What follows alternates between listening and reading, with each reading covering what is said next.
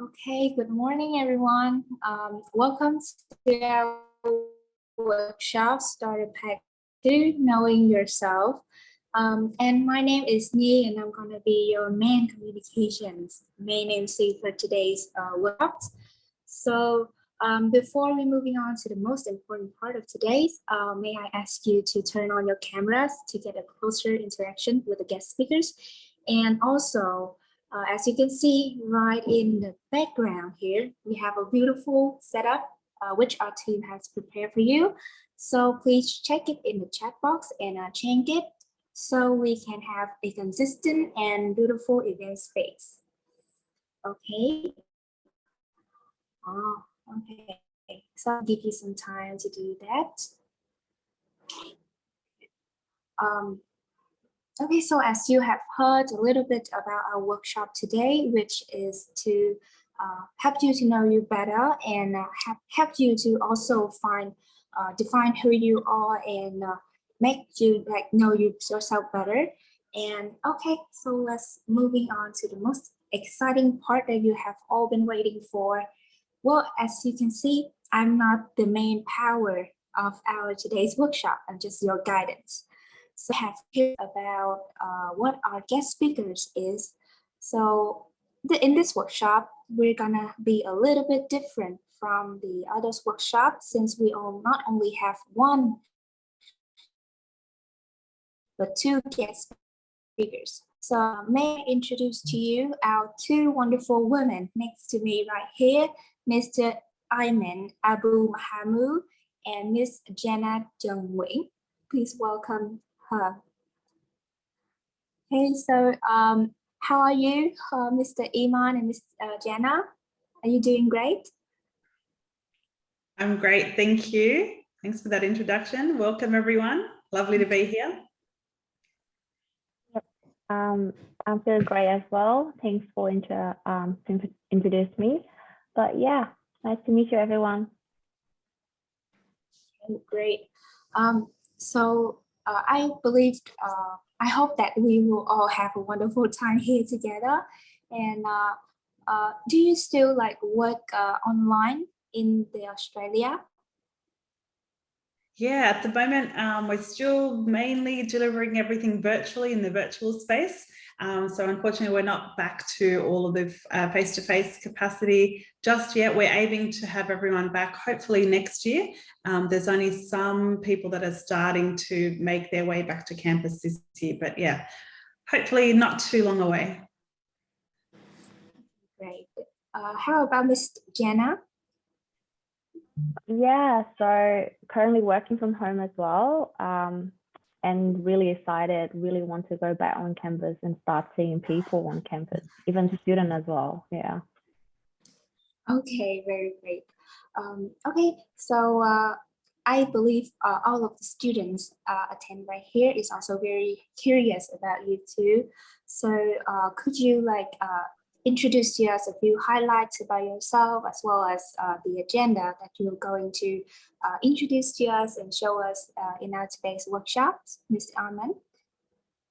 Yeah, so my name is Iman. I'm a career education consultant at the university, and today we're going to be moving into knowing yourself, and it's going to be following on from our initial introductory session to this whole segment. So lots of different things that we'll be covering. I'll start sharing my slides in just a moment. Yeah, looking forward to it. Okay, great. So now I believe without further ado, shall we get straight into our workshop today? Yep, sounds great.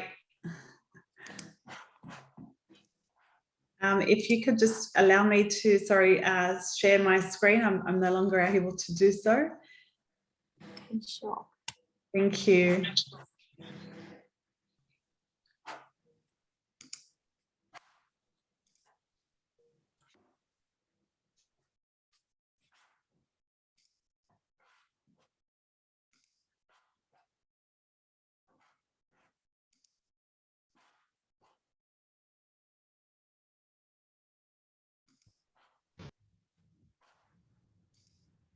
There we go. Thank you for that.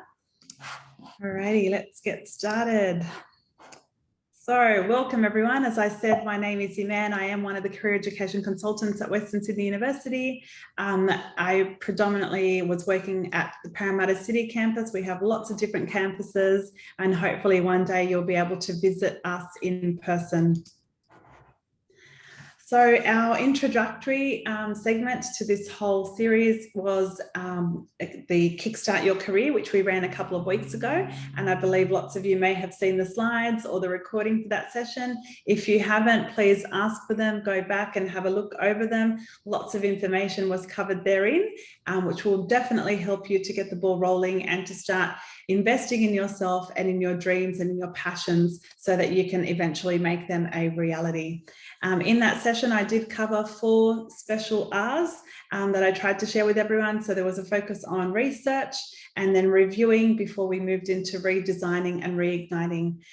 So hopefully you're already thinking about those different things if you have seen the slides and listened to the recording and you're starting to apply some of the learning from that session. What I thought we could do just before we jump into everything about really knowing yourself today, I want us to just do a quick icebreaker activity. We're going to share the link in the chat in just a moment, and I will show you what the other screen is going to look like. Just bear with me. Here we go. So for the icebreaker activity, once you click on the link, and I'll just pop that into the chat again, just in case it's not there for everyone. Here we go. So if everyone can please open up the chat, click on this link and just double click anywhere once you've done that. What I want you to do is I want you to think about when you were young, really young, what is it that you wanted to be and why? So I shared an example earlier saying that, you know, sometimes people say to me, oh, I always knew that I was destined to do something in construction, whether it was civil engineering or construction management, because for as long as I can remember, I've loved playing with Legos. I've loved playing with, you know, building blocks. I admire buildings wherever we go, and architecture and all of that really inspires me and excites me. So I want to just know, you know, what did you actually want to be? It doesn't matter if it's not in line with what you are working towards at the moment. Careers change, passions change, you know, things happen, life throws curveballs our way. But just to get a sense as to what everybody's hopes were initially when they were younger. So we've got dancer, teacher, singer, good. Wanted to be a hero saving the world. I think lots of children want to do that, absolutely. Wanted to be a CEO. I thought that was super cool. Awesome. Businesswoman, a pilot, surgeon. Fantastic. What else? Football player. I know lots of people that want to be professional football players as well. Good. Interior designer and stylist. Nice. Actress, YouTuber. Ambassador. Nice. Astronaut. Fantastic. A rich woman. Nice. Miss Universe, a cool hacker, flight attendant, travel vlogger. That'd be nice. Definitely be nice. What else?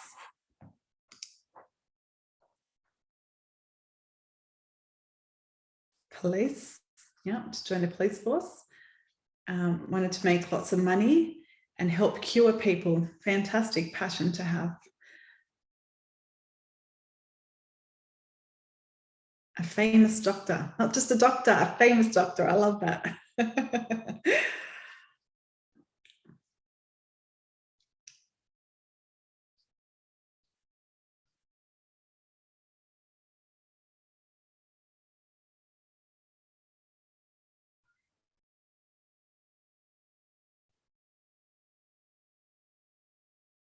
Just give it a few more moments for everyone else to have a go.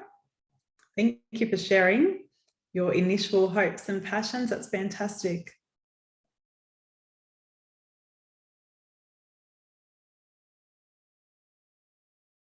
And as you can see, everybody has different dreams, different goals, and these change, you know, throughout your journey. And we'll talk about journey. We'll talk about lots of different things today to really learn and understand ourselves better. But what you wanted to be when you were, say, 4 or 5 years old isn't always the same as what you want to be now. And that's completely okay as well. manager.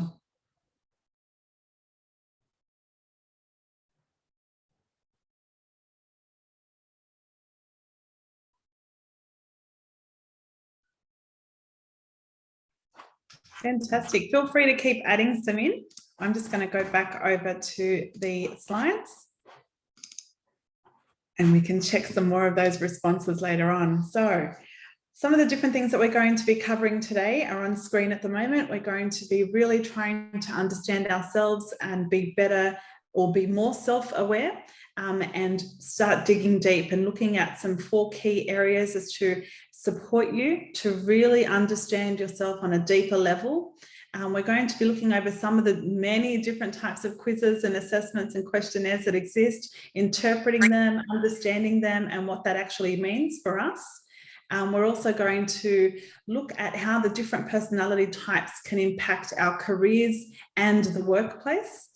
And then we're going to look at our journeys, our individual journeys, which is really, really important. And then look at our career narrative. You know, everybody has a story, and we're going to share our stories in breakout rooms later on as well, and hear about each other's experiences and passions and everything else.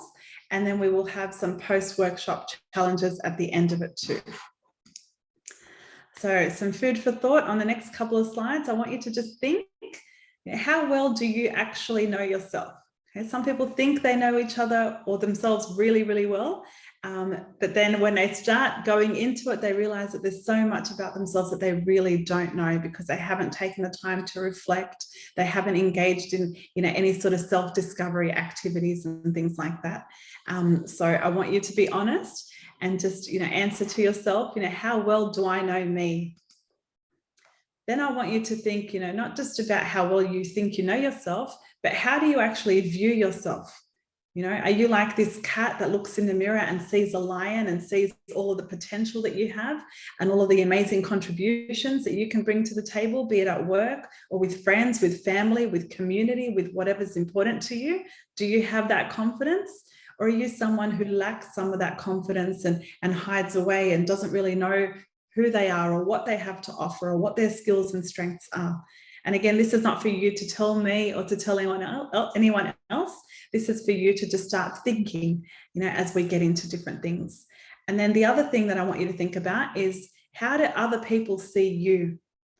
And is their view in line with your view? Sometimes you see yourself in a particular way, but when you ask other people how they view you or what they think of you, it's very different.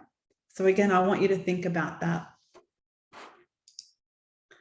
And on screen at the moment, I've got lots of different memes, quotes, sayings, all of this stuff. Really, I think it's really deep, and it helps us to understand different things throughout life as well.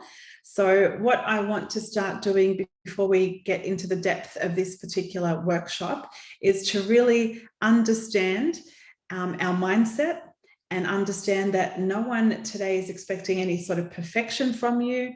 We are going to be asking you to be honest and to be fair on yourself as well, and to strive for progress, not perfection. Okay. If you strive for progress, then you're going to have that mindset of, there's always room for improvement. I can always be better. I can always do better. I can always do things differently. That allows for growth and development to occur. And that's the kind of thing that we want to encourage today. And life is only as good as our mindset. There's lots of different great things here that I want you to, reflect on, some food for thought. Not how good you are, it's how good you want to be. So that drive, that passion, that determination, the only thing stopping you from being any of those things that you highlighted earlier is you, right? Where there's a will, there's a way, and there's got to be not just you working hard, but you working smart and doing lots of different things, which we'll talk about in other workshops as well, that will make those different passions and things a reality. So what we essentially want to do is to start developing a new mindset. And I want you to start consciously thinking about what you're actually feeding your mind, okay? Because this is really, really important. You don't want to have so much negativity, so much self-doubt. You don't want to lack confidence in all different types of circumstances and situations. So what you want to start doing here actively and consciously is first and foremost reflecting, taking the time to really understand you and observing your behaviors, your attitudes and everything. And then also doing the same with other people around you in different contexts. And then I want you to really start cultivating a sense of purpose. You know, who am I? What do I want out of life? Where am I heading? You know, what do I want to achieve and accomplish and why? And then I want you to also think about, you know, how you face challenges. You know, I bet every single one of us in this session today has faced a challenge at some point, something that you've had to overcome, a curveball that life has thrown at you that you weren't expecting. Could have been something to do with your health, a hardship, an accident, you know, a loss of a loved one, a friend or something like that, a breakup. You know, everybody overcomes different types of challenges, but I don't want you to just think about those challenges. I want you to think about how you behave in those instances when times are tough. You know, do you run away? Do you shut down? Do you shut the world out? Do you face them? Do you, reach out for support? What's your coping mechanism? How do you view hardships? Do you view them negatively? Do you allow them to consume you? Or do you view them as learning experiences and opportunities for growth? I want you to start altering that attitude, you know, from negativity to positivity, being positive in every which way that you potentially can. And I want you to appreciate the journey. And hopefully by the end of this session, that will make a lot more sense to you. And you'll really be able to appreciate where you've come from and understand that everything that you've encountered to date has allowed you to be the person that you are sitting here with us. Which brings us to the second activity. So I'm just going to pop another link into the chat, and I'm just going to also share, just bear with me, share this screen again here. So thank you to all of those awesome responses. And now, whoops, this is the next activity. So if everyone can please click on the chat and click on this link. And just before that, I'm just going to go back over here. Sorry. And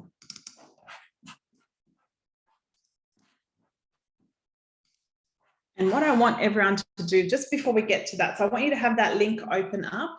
But what we're going to do here is we're going to start to understand ourselves in the first way that I want, which is looking at 4 different areas to really knowing yourself, so that what we can essentially start to do, not just in this workshop, but beyond this workshop, is really try to grow ourselves, right? We don't want to be stuck in the same place all the time or be happy with where we're at and the kind of person that we are. There's always room for improvement. There's always room for growth. And that's the kind of mindset that we want to establish. So from this infographic that I've got on screen at the moment, you can see that I've got 4 key areas listed on the side. So values, interests, your skills and strengths, and then your motivators. And then with regards to your values, I've got some different questions that I want you to think about here. And they include, what are your values? What are your key values? What are your morals? What's important to you? What are your beliefs? What makes you happy? They're the sorts of questions that we're going to answer individually under the values column. We're just going to brainstorm just very briefly. It might be that, part of your values stem from your spirituality or your faith. It could be that it stems from some of the achievements, you're very driven, or it could be, that one of your values is to be as selfless as you possibly can and always putting others ahead of you. This will vary from person to person, but what I really want you to do today is to be authentic and to be honest, right? Because this is, no one's going to know whose response was which one. It's all anonymous. This is about you. It's not about pleasing or impressing anyone or telling anyone what you think they want you to say. It's about really understanding and knowing ourselves. So that's with regards to the first column, which you can start on when you click on that link. The second one that I want you to think about are your interests, your hobbies. What do you actually enjoy spending your time doing, or in not just from a work or an education or study perspective, but just beyond that? What are some of those hobbies? You know, do you love traveling? Do you love photography? And if so, you know, be specific, like what sort of photography? Do you love taking photographs of nature because you love immersing yourself in that environment? You know, what is it that really makes you happy? What's your happy place? You know, what are these things that get you excited, get you relaxed, and so on? And then in the third section, we're going to be thinking about our skills and our strengths. Right, and being really honest here. And under this section, there's a few things for you to keep in mind with regards to the skills component. I want you to think both hard skills and technical skills, as well as soft skills. So those hard and technical skills might be, for example, if you're pursuing a career in accounting, you know, you might need to be really good at MYOB. You know, that could be one of your skill sets. Or it could be, you know, some of your skills are with designing, you know, particular software or infographics or creating videos or whatever it may be. Those can be some of those hard and technical type skills. With regards to your soft skills, that's going to be things like your communication skills. Maybe you're really good at written communication, not so much at verbal communication. Perhaps your work ethic is one of your strengths.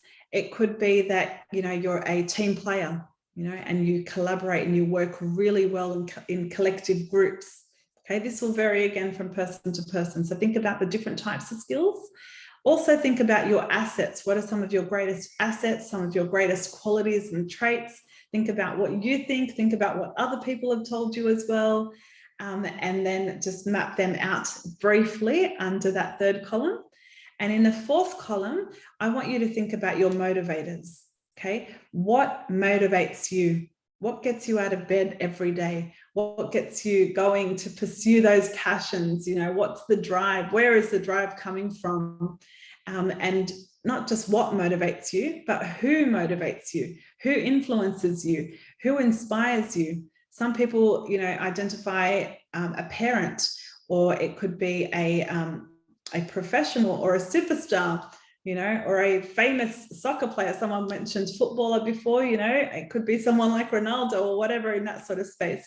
So I want you to think, you know, who is a great influencer? Who is a great inspiration for you? Who do you look up to? You know, who do you want to be like? And what are you hoping to achieve or accomplish? So some of your different goals, because they motivate you as well. Having those big goals, you know, your career goals, whatever you want to be at the end of the journey, and then other goals that you set along the way, they can definitely motivate you in your individual journeys too.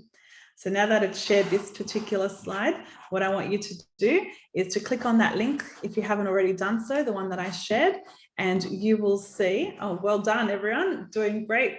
So you'll see here the 4 different columns. And so under values, you know, excellent. We've got justice, we've got harmony, fantastic. Being achievement driven, there's lots of good responses here. Good, yeah. Remembering that, you know, 1% is talent and 99% is effort. Okay, and then under interests, shopping, that's always a common one that I can see shopping many times here. Good. Some people have several interests and hobbies: singing, dancing, drawing, playing instrument. This person's really creative and artistic. Well done. Excellent. Okay.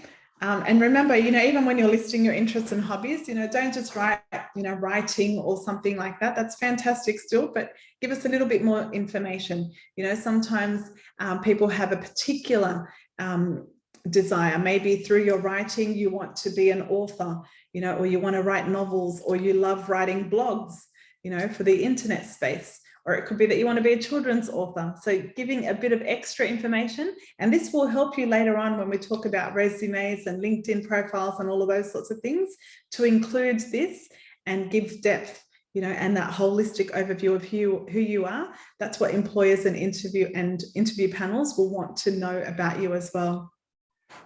With the skills and strengths, so you've got a good sense of responsibilities, good flexibility, communication, critical thinking, Photoshop, good, excellent. Remember, we're thinking hard skills and also those soft skills, and some different strengths, things that you think that you're really good at. Good, knowing when to back away is a strength. Okay, great. I love that everyone's being honest here and thinking about themselves on a deeper level. Well done. Motivators, money. Hopefully that's not your only motivator, please. It can be one of them, but hopefully, you know, you're going to do things because you're passionate, you want to make a difference, you want to change the world and contribute in some sort of positive way too. Don't just tell people that you're money hungry.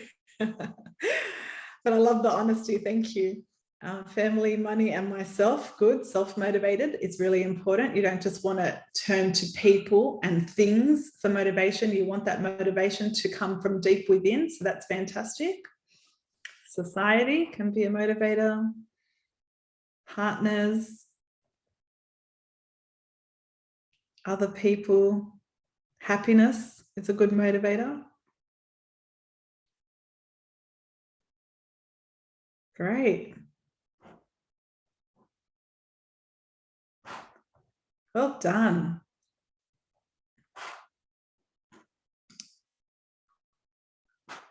Oops, am I not sharing? I thought I was sharing. Can everyone see this screen? You can. Excellent, fantastic. So yeah, some great responses here. Well done, everyone. I love that. Unrealistic comic characters. That's okay. You know, again, that's something that's motivating you. And so long as it's motivating you in a positive way, then it doesn't matter. You can get your motivation from lots of different places and lots of different sources. It's completely okay. Fantastic. All righty. Feel free to continue to contribute there. I'm just going to pop back over here. Okay, so now let's move into the MBTI. I understand that lots of you are well acquainted with the MBTI already and have completed it. And so I just want to spend a little bit of time on it, not too much time. We're not going to unpack it in great detail or anything like that. I just wanted to bring to your attention here that there are so many different types of personality quizzes, assessments, questionnaires that you can do. If you did a Google search, you'd find so many of them. Some of them are free, some of them are paid, some of them are in detail, some of them are just aligned to career, others aligned to every aspect of your life. You know, all of them have different components which are good, which can add value. Same sort of thing with the MBTI. There are some good aspects to it, and there are some things that we shouldn't spend too much time worrying about. But before we get into that, I just wanted to show you here some of the different personality types that you can be presented with. Feel free to share in the chat, you know, what your personality type was according to MBTI. We'd love to read about your personality types. And as we go along, I will share what I got when I did mine as well. So thank you everyone for that. So I got ENFJ as my personality type, which was extroversion, intuition, feeling, and judging. And as you can see in the description there, it's very much about being sociable, responsive, highly attuned to the emotions, needs, and motivations of others, which I think is fairly accurate. And then, you know, there's more of a description there as well. And that we value home, family, health, friendships, learning, and community service, which I think that aligns with me. And then it's got lots of the different characteristics of the ENFJ. You may have two that were presented to you, and then it asked you, you know, which one are you more likely to feel that you resonate with? You know, is a better sort of overview as to you and your personality. And that's okay as well. You know, it's fine for you to choose which one you think is more accurate, because at the end of the day, what I want you to understand is that you have to and will know yourself better than anyone else. Okay, and this is what today is going to hopefully encourage and remind you to do, to use all of these different tools for self-exploration, self-discovery, self-awareness, but not to rely on the outcomes or results of any of them and think that this particular thing defines me. Okay, and I'm this because the assessment told me that I am. Right? That's not true. We're not limited in that way, and I don't want you to put yourself in that box or under that label. So that's really important. And then what you would have also seen in doing this sort of type of questionnaire is, I'll just move this out of the way, the different characteristics of your type. So you can see here that the ENFJs can provide inspiring leadership to a group, and it tells you about what you can do with others and how you behave at work. And then also some potential blind spots that we want to be aware of as well. So you take from this, you extract it, so spend some time analyzing the results, understanding what this actually means to you, you know, the pros, the cons, the challenges. And for me, I look at all of this stuff and don't just sit there and think, okay, yeah, well, that's me, that's me, that's me. You know, I even look at things that I think, you know, not necessarily me. And then I ask myself, why? Why not? Why don't I think that this aligns with me? And why do I think that this aligns with me? Just so that I can understand myself on that deeper sort of level. And with regards to being introvert, extrovert, you know, or ambivert, I don't want you to think that you have to be one or the other. You know, sometimes you feel like in some situations you're very much an extrovert because you have to be. Okay. And then other situations you might feel that, you know, well, generally speaking, you know, I identify more with introverts because I, you know, enjoy my sort of company, and I don't like to be in big crowds and have lots of different things have you know, going on and whatever. That's okay as well. You know, you might be an ambivert in between the two, right? So again, don't feel like you have to have a label when it comes to that. So what does this actual personality type mean? I want you to remember here that this is not evidence. Just asking you some questions, you clicked on some answers, and it's really interesting because so many people that have done this test and then do it again will get different outcomes the second time or the third time, you know, so things will change and it will be different, you know, if you do it now and then if you revisit it and do it a couple of months down the track when you've grown and you've changed as a person. So again, don't feel that that particular label is going to set you up and dictate what happens to you in the future or anything like that. Take it at face value, take the goods, you know, the good things from it as well. Just learn to be more self-aware, understand yourself. That's why we want you to do things like this, just for that self-awareness. And also appreciate and acknowledge that there are different types of people, okay? And this is true in the home, this is true in the workplace, this is true in social settings. Okay, and the more that you understand and appreciate that, the better your relationships with other people will be. You know, especially in those difficult or tricky sort of situations where, you know, you might have differences of opinion. There's nothing wrong with difference of opinion. You don't have to agree with everyone, right? We have to respect and appreciate and celebrate our differences. It's what makes the world more interesting. Okay, we have to know that, you know, it's okay for some people to be introverts and it's absolutely okay for some people to be extroverts. We need both. We need people to liven up the party and people to, you know, help calm others down in different situations as well. So really having that awareness and understanding how that influences different situations will strengthen your relationships in different contexts as well. And just again, remember that this does not define you in any way. If anything, it should be empowering you. So be yourself, but be your very best version of yourself is what I want you to do. And then today I wanted to bring to your attention a different type of personality test. And this one you may have or you may not have heard of it before. It's called the DOPE personality type. And the DOPE stands for dove, peacock, eagle, and owl. And I have the 4 different birds on screen at the moment and some different descriptions under each one. So I'm going to explain some of the different ones, and then in a couple of slides, I'm going to actually ask you to vote for which bird personality type you think resonates the most with you or reflects you the most. Okay, just the one bird. So as we're going through each of these things, I want you to think, yes, that's me, or no, that's not me. Okay, when you do the actual assessment, you don't have to do it, but if you do it, it generally will tell you that you are one bird type, or it could tell you that you're a combination of 2, which is common. And it's completely okay to feel like, you know, you've got aspects of all of the different bird types as well. Okay, that's normal. But what I want you to do for today's purpose is think which bird describes you the most, just the one bird. So with regards to the doves, they're generally those birds that are very easygoing. Okay, they're very friendly. They're very much people pleasers, always worried about everybody else's happiness, making sure that everybody else is okay and attended to. They're very, very loyal. They're as loyal as they come. They're also, we won't vote yet, just yet. Sorry, can I ask everyone, don't vote yet. The poll has been launched, but just hold off because I want you to really think about things before you submit your answer. And then also think, with regards to the doves, they're generally very cautious.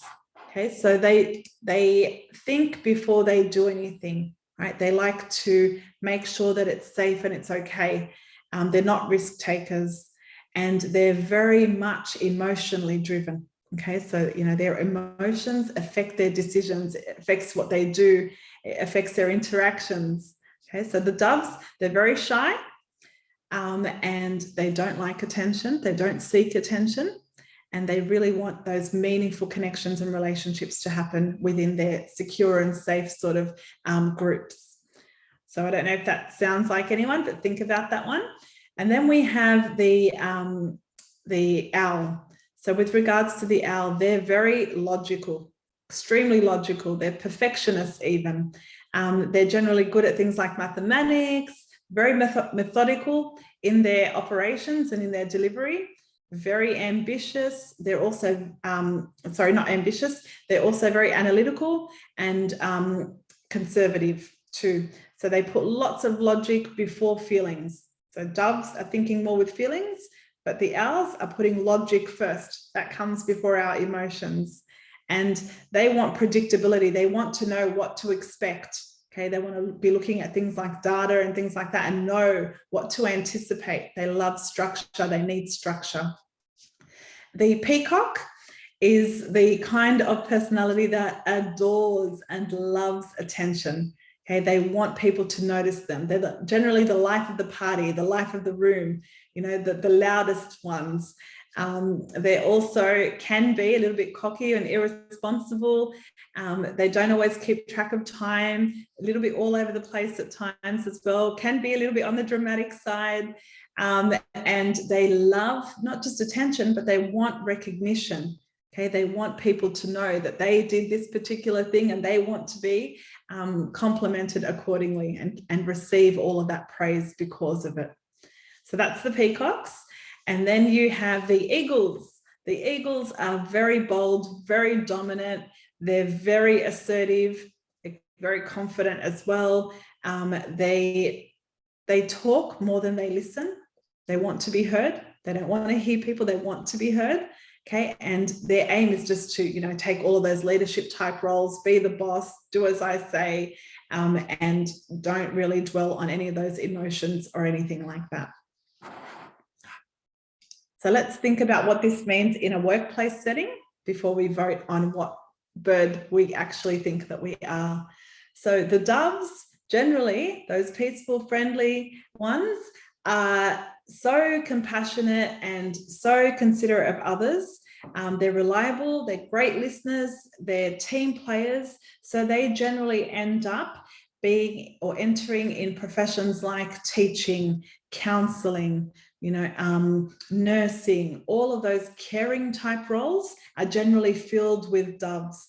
Okay, that's their personality and their persona.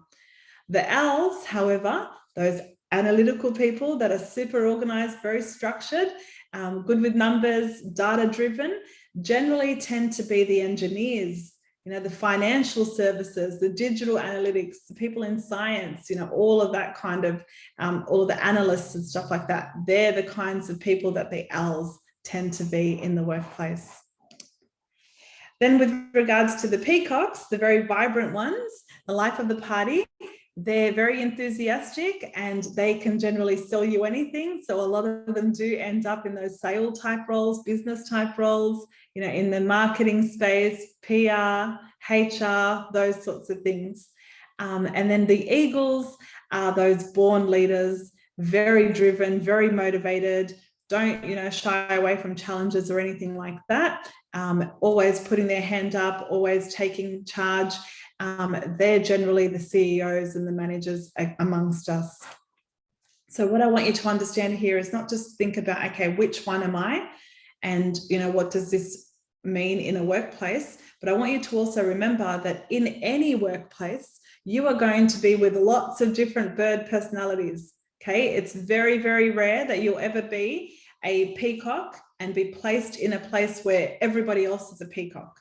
Okay, you're going to encounter different personalities. So that means that people are going to have different attitudes, different outlooks, you know, different desires, different passions, you know, and that's okay. And that's life. That's what happens, whether it's in Sydney, whether it's, you know, over there in Vietnam, everywhere you go, you are going to encounter people different to you. And the most successful people are the ones that are going to be self-aware and also aware of the differences in others and know how to build, you know, positive relationships despite of those the very differences that exist. So that's really, really important. So now we can actually answer this question. Which one are you? So we can launch the poll, and I want you to think of one that resonates the most with you. Not think, oh yeah, I'm a little bit of this one, a little bit of this one, that's okay. But I want you to think which bird is you the most, right? So the dove, or are you more of a peacock, or are you more of an owl, or more of an eagle? And we'll keep that poll going for a little while until everyone answers, and then we will share the results with that as well. So we'll keep that one going and we'll move along here. So another way that I want you to really start to know and understand yourself beyond the quizzes and the assessments and the results and the interpretation, and then those 4 values and strengths and motivators, and what was the other one? The 4th one that I had there for you, I've gone blank. So bringing all of those things together will help you understand yourself. But what else I want you to consider is your journey. This is such an important part of you and of what makes you you. As you can see on the screen here, I've put different pictures to represent that everybody's journey is different. Some of us may have walked a fairly easy path. You know, it's pretty straight. You know, there might be just a little hill here and there, a little bit of a curve here and there. Others may have reached many different crossroads where you've had to make different life-altering decisions because life has thrown a curveball your way and you haven't been able, you know, to pursue things as planned initially. You've had to adapt and adjust and you know, change things accordingly. It might be that you have encountered many storms in your journey. Again, things beyond your control. Perhaps it was loss of a loved one. Perhaps it was an accident or an illness. You know, lots of different things that can come along and change our lives in different ways and influence us and our personalities at the same time as well. It could be, again, that you're just walking pretty breezily on a very straight path. You know, if you think back, you think, oh, well, my journey's actually been really easy. I've been fortunate that way, you know, or you might resonate with one of these other ones. Or it could be like this one here, you know, perhaps you've encountered so many of these different things that you've had to completely change your direction and swim through all of these different, you know, storms and obstacles that have come your way. And what I want you to think about here, or remember, I should say, is that difficult roads, they often do really lead to beautiful destinations. And from these images, what I want you to really understand or appreciate the most is the importance of perseverance. You know, the most successful people in life are the ones that don't give up. They keep going. They find ways to overcome those obstacles, to jump over those hurdles, you know, and to keep pushing through and moving forward despite whatever life throws at them.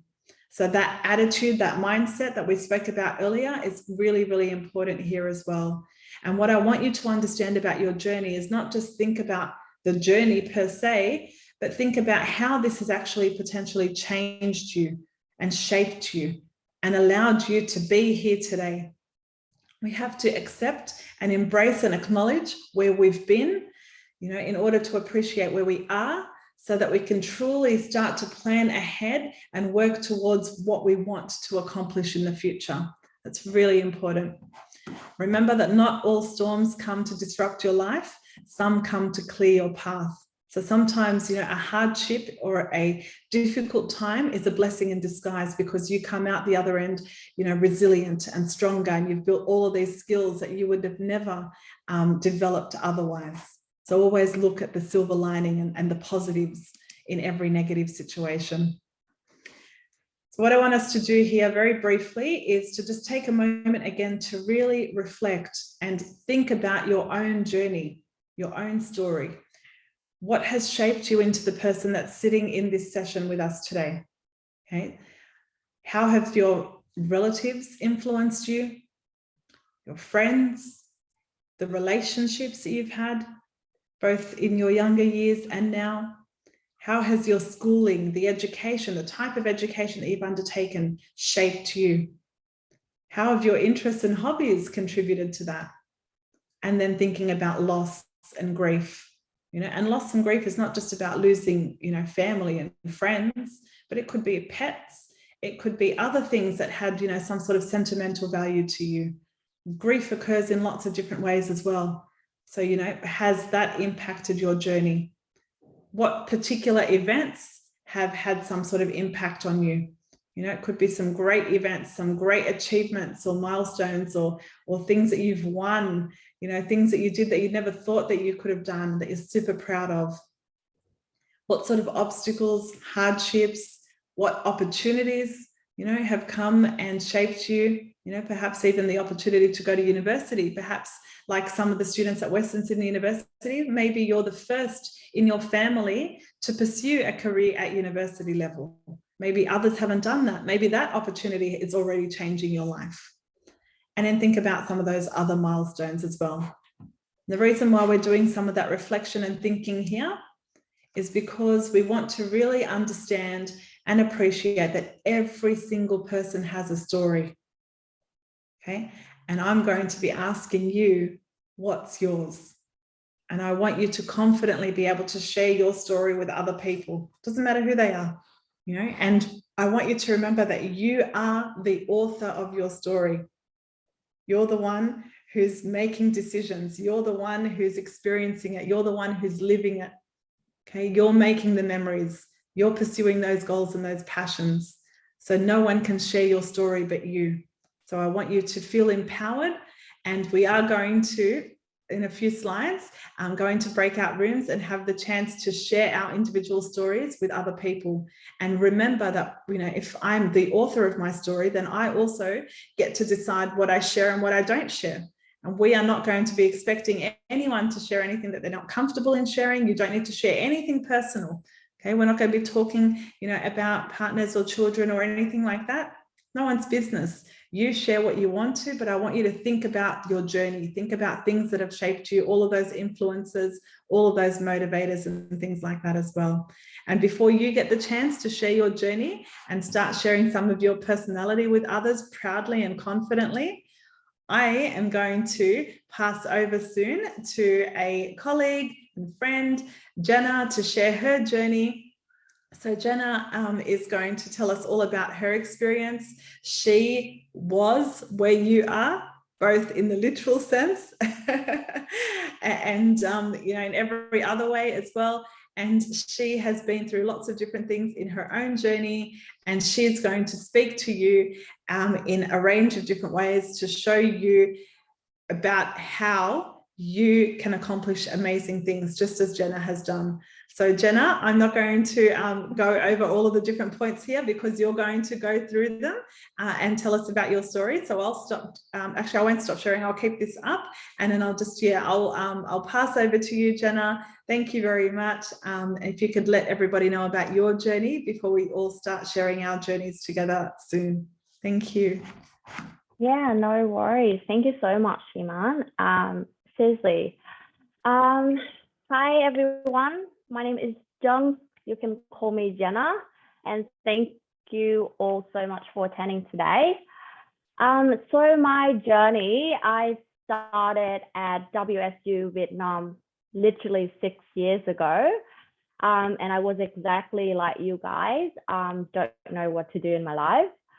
Back then, we didn't have these type of events or activities to help me improve my soft skills or, like help me get the advice on what I should do in my life. Therefore, when I started university, started with WSU Vietnam, I looked for a job straight away. It's not because I needed the money, you know, to cover tuition fee or something like that. It's just I want to learn and I want to know what I want to do in my life. And you know, I started to think what job I can apply with zero experience. And I started thinking what I like, what is my interest, what my hobby is. And at that time, somehow I love fashions, I love clothing. And I think it will be cool to work in a fashion store, you know, and you get some discount. So I applied to become the sales assistant at one of the fashion store in Ho Chi Minh City. And luckily I got it. So while working in this job, my soft skills, such as, you know, customer service skills, interpersonal skills, persuasive skills got strengthened a lot. And I realized that it also helped with my study at university. I started to have higher marks in the subjects that, you know, require presentations or group work, which highly contributed to the decision of choosing marketing as my major. And after I enter stage 2 and study more about marketing, I noticed back then that digital and content are starting to boom in Vietnam. And of course, I won't tell too much or too details about this because I know Iman will show you how to, you know about industry, how to learn about the industry in the next workshop. So make sure you join it. But you know, I started to apply for intern positions at a few companies. And you guys are looking at a former content marketing intern at Foodie. I think you should probably know about Foodie, the review restaurants companies. Yeah.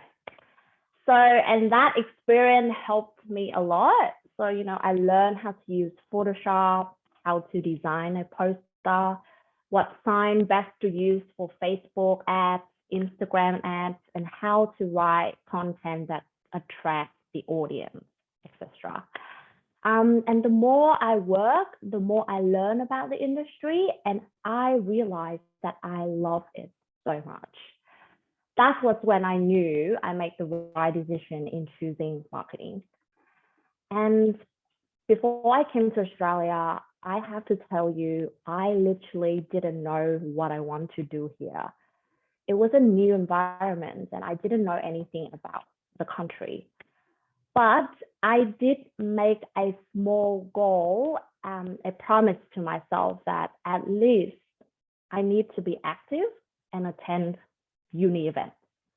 That simple. You know, maybe I'll meet friends there. You never know what could happen. WSU Australia has a very diverse and active student community. There are literally more than 100 student clubs here. Sport clubs, music clubs, dancing clubs, anime clubs, you name it. And guys, back then, like, I really into K-pop, big band, Blackpink, I love them all. And when I noticed the university has a K-pop club, I signed up straight away. And literally that is the stepping stone for everything I have at the moment. I met so many local friends and learned a lot about the Australian culture. We even went to Blackpink concert and Korea together.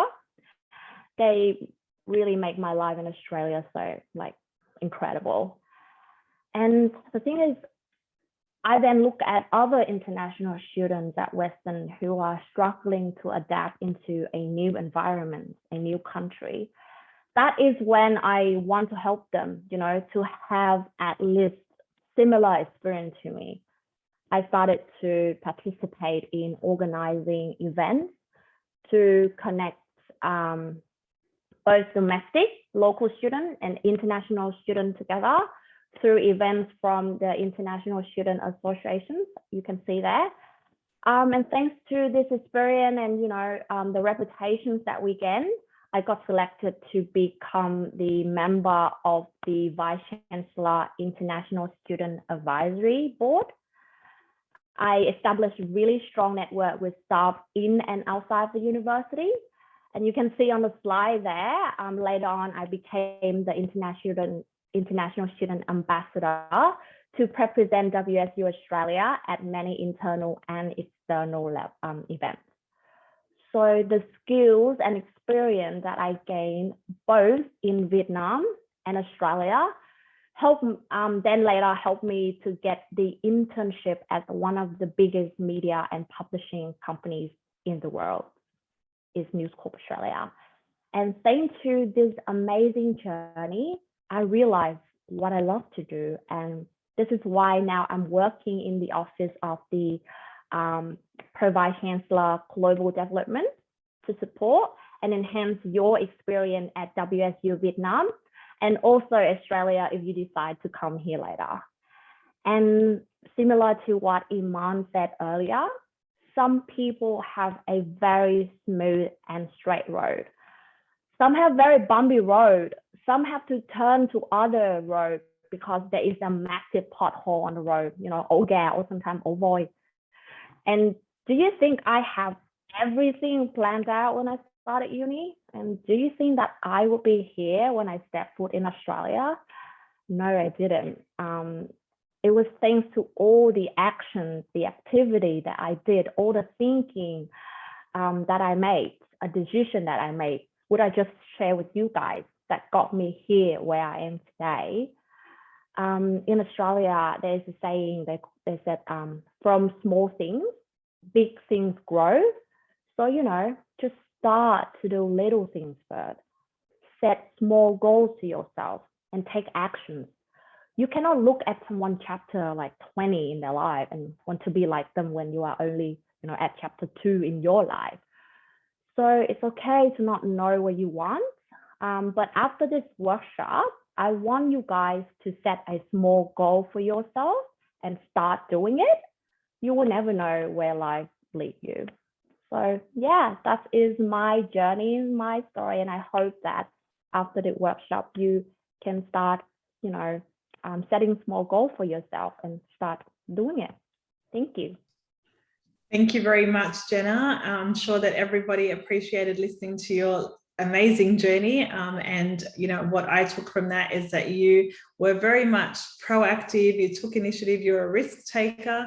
It's not an easy thing to do, to decide to one day navigate, you know, to a different country and pursue an education and pursue some goals, not having friends here, not having family here. It's a big decision and big step to take. And not only did you embrace that, but you made the most out of it by attending as many different events and participating in different things and networking with others. And all of that has paid off, because not only has she been involved in different experiences and in different jobs, but look, now she's working for the university and supporting you guys. And now she's helping you. She's looking back and she's helping you because she's been where you've been, you know, and she's put in the work and she's made the conscious effort and she's come out successful on the other end. And that's exactly what we want for each of you to be able to do, to really understand yourself, understand your values, your nature, your skills, your strengths, everything that's going to be important to you, and to be able to draw on us and other people to work towards the individual goals and passions that you have set, all of those dreams as well. So thank you again, Jenna. What I thought we could do next, before we get into all the Q&As and everything else later, is for us to go into some of those breakout rooms. I don't want anyone to feel intimidated in this activity. It's not to make anyone feel uncomfortable or anything like that. It's just us going into a breakout room and having a chat. And there'll be one of the different, you know, administrators in each of those different rooms, and we'll have chats with you as well. We just want to hear about your journeys, your experiences, and then we'll come back and get together here, and then you can ask any questions that you have, and then we'll recap on the importance of knowing yourself, you know, to strengthen all aspects of your life, you know, so that you're happy with the person that you are, so that your relationships are better, and so that your work you know, is going to be better, and it's going to support you in the job application process and everything too. So in future workshops, we will revisit some of the things that we've learned from today, and you'll really start to appreciate just how important it is, even from a career perspective, to really know and understand yourself. So having said that, we're going to open up the breakout rooms and encourage everyone to please switch on your camera, give each other a turn, give a brief overview. No one's going to have 10 minutes or 20 minutes, you know, to talk about lots of aspects of their life. Just a very brief overview of your story, your journey, and then we'll give each other a turn, and then we'll come back over here soon. So if we can just open the breakout rooms.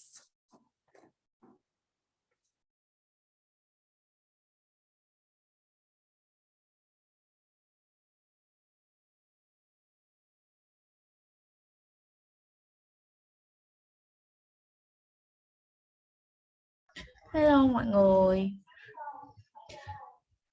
Hello. Mọi người có muốn share trước không?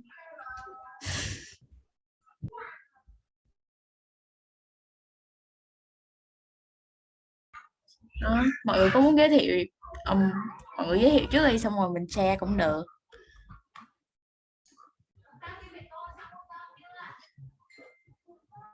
Trời, mọi người đang học stay mấy rồi ạ?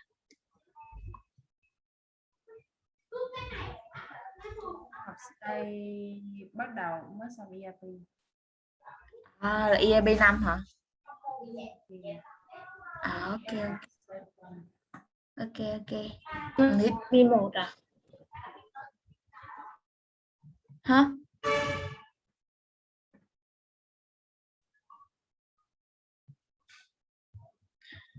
Tao là hơi awkward mà.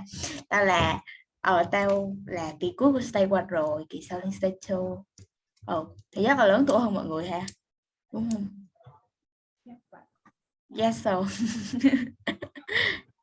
Rồi mọi người share xíu đi, nhưng mình share về our story journey, mình share về gì ta? Hồi nãy tôi có chụp xíu nhỉ. Share về cái quá trình mình đã trải qua và làm sao để mình trở thành một người như ngày hôm nay. Rồi mọi người thấy là giống như trong cái past journey của mọi người thấy có any milestone nào đối với mình không? Đối với tao thì là nói chung là trước giờ là không có cởi mở như thế này đâu, mà trước đây là một cô bé khá là nhút nhát, nghe như tiếng Anh học cũng ổn đó, nhưng mà khi mà nói ra thì cũng không có được tự tin như thế này. Nói chuyện cả bằng tiếng Việt cả bằng tiếng Anh thì cũng không có được tự tin như thế này, và không nghĩ tới là mình sẽ học một môi trường quốc tế như thế này nữa. Nhưng mà sau đó thì kiểu lên cấp 3 thì không có nói đi, nhưng mà hồi cấp 2 thì có học các cái lớp tiếng Anh giao tiếp và tham gia kiểu cấp 1, cấp 2 thì tham gia một số lớp cộng đồng và lớp tiếng Anh giao tiếp thì mới cởi mở hơn, nói chuyện mới tự tin hơn như thế này không. Và sau đó thì lên cấp 3 thì mọi thứ thì đều trôi, nó tới đâu tới. Cho nên là nói chung là gặp được mọi người trong ngày hôm nay. Ok, cool. Em cũng nhút nhát vậy á. Với lại cấp 3 thì em học khối A. Em chưa nghĩ là em lên đại học này em sẽ học môi trường quốc tế đó. Kiểu bây giờ tiếng Anh nó trình độ tiếng Anh của em thì nó hơi bị yếu ấy, cũng không giao tiếp được nhiều. Mọi người học EAP xong cái mọi người thấy mình có improve gì nhiều trước khi mình học EAP không? Để nó bị lắc.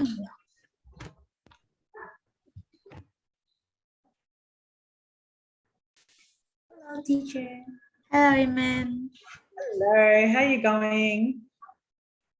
Well, we are discussing about like what milestone in our life that makes us today, and we are just sharing about like how we learn English and how we adapt in an international environment. Excellent. So who has had a turn already? Had a turn, yeah. Okay. So who wants to go next? Can you share, Thủy Tiên? Hello, teacher. I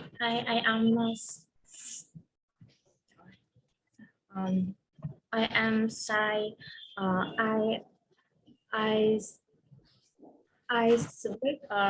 I speak English very not very well. That's okay.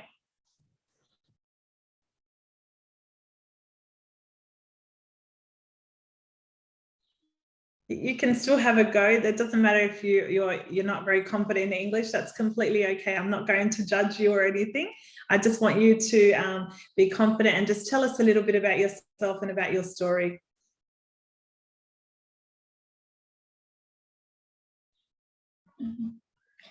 Like, do you have any like activity in the past that that really changed you, or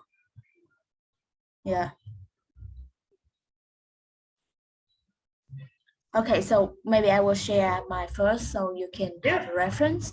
So in the past, I joined a club, and that's an environmental club.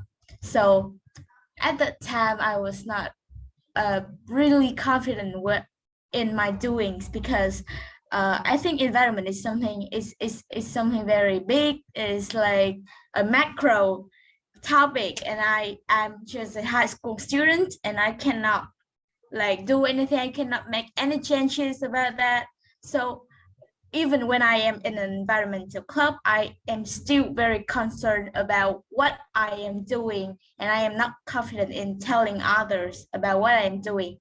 So the result was that actually I did make some adjustments, but I was not like confident in myself at all, and my mood, my emotion affect my doings, my performance. And I realized that well, if I do not know something, I can go and ask for help and ask for like for people who have the expertise. And at first I need to be confident about myself first. I need to believe in myself first, and then people can then believe in me. So I think that experience will really motivate me as the person who I am right now. And it really motivates me in everything I do right now, that I need to be confident, and I need to like really go for it, strive for it. Yeah. Excellent, good. And that's really important too, to know that, to realize that, and to acknowledge that that's part of your drive, and that's part of, you know, what makes you is really important. And you can see that that's already having an impact across lots of different spaces in your life, which is good. Thank you. Thanks for sharing. Does anyone else want to have a go and let us know a little bit about their life, their journey? There's no right or wrong, right? Remember, you're the author. It's your life. You've lived it. You've experienced it, you know, so you get to decide what you share with us and what you don't. You don't have to share anything personal. Well, I will share my story. Yeah, go for it. When I was young, about 5, or maybe in secondary school, about 15, I'm not really talkative. I'm a little bit shy, and even though my English is okay, but I'm not really confident to speak out loud or express my idea. And I attend to some society class and some activities, and some class about for communication, to practice more and get more confident. And right now, here am I can share my story or speak out loud what I think or what is my ideas is. So it's helped me a lot to participate in globalization world like this. That's my story. That's good. That's good aspect of your story. So that part that you shared from your story shows us, some growth. Again, you acknowledge that, you had some difficulties, you found some things confronting and hard, but then you actually put effort into it and you made sure that you worked on that, and it's been a work in progress and you've come out the other side stronger. So yeah, well done. Thank you. Thank you for having a go and for sharing. Anyone else want to have a go? We've got 38 seconds left until they close the breakout room.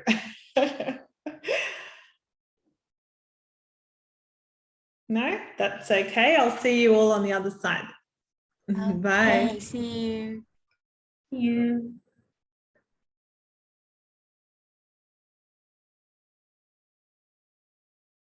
Everyone go with sharing their story.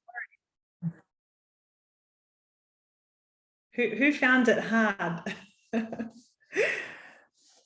Thumbs up if you found it hard.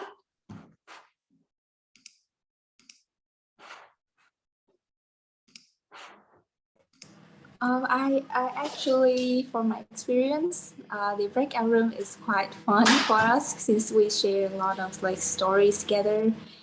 And well, even though we only 19 or 18 years old, but we still have a lot of things to come up with and a lot of struggles in life. And with our sharings, the students here, they see that your presentation helps them a lot. Yeah, so, fantastic. Great to hear. Thank you. And the same goes for me. I really learned a lot from your presentation. So happy. Thank you very much for the feedback. So yeah, no, look, I do acknowledge that a lot of you are still young, and I love that comment because that's so true. You don't have to be 30, 40, 50, 60 different, years old for you to have actually experienced a lot in your life.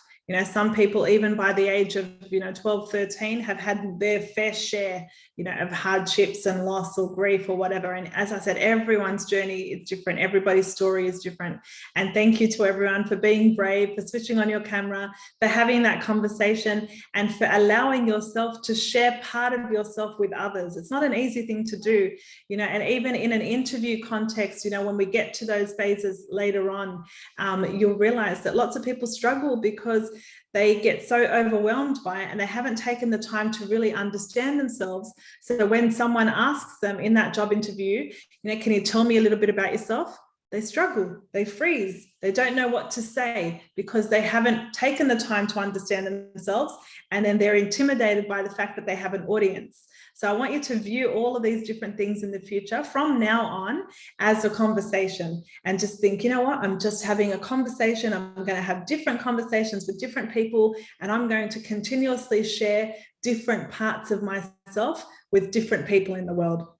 And that will allow you to continue to grow. It will allow your confidence to grow, and you'll feel each and every time more confident and in doing so. I know some people are worried a little bit about their English, but again, like anything else in life, the more that you practice, the better that you become, and languages are no different. So put yourself in different situations, even outside of the session today, to have conversations and to share your story and to share your achievements and your journeys and your skills and your strengths and all of the different things that we've touched on with lots of different people and different audiences, and keep getting better and better at doing so. All right, so set some of those goals for yourself. So moving along here, what I want us to do post-workshop, because remember, you don't perfect anything or master anything in an hour or an hour and a half. This is just to help you get the ball rolling. So what I want you to do beyond the session today is to really take the time to get to know you, right? No one goes into a relationship with someone and doesn't take the time to get to know that person, okay? If you don't get to know that person, your relationship will fail. Doesn't matter who the other person is. But today I'm not telling you to go and date and do any of those sorts of things.